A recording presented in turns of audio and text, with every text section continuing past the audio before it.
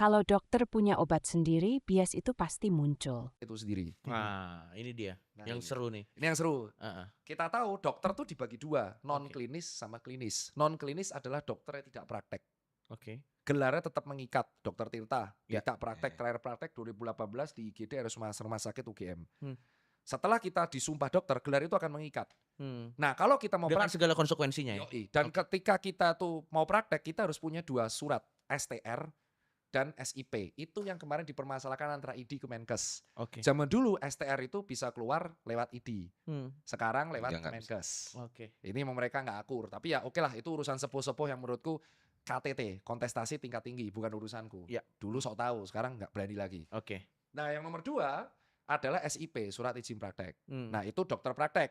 Nah, dokter yang nggak praktek seperti dokter Tirta, dokter yang ngurusi kesehatan masyarakat, ada dokter ngurusi bisnis, MBA, Ya. MKes kesehatan masyarakat, MM manajerial, terus Master Medical, Biomed itu ngurusi obat-obatan dan penemuan baru, farmakologi bisa. Nah, dokter ini berarti dia ngurusin yang non klinis, ini yang praktek.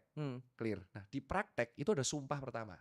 yang Yang adalah harus kita tahu dan itu mengikat. Kita kembali adalah mau lulus atau tidak. Mau setelah lulus, kalau kamu disumpah, sumpah dokter itu mengikat. Oke. Tapi tidak ada konsekuensi hukum.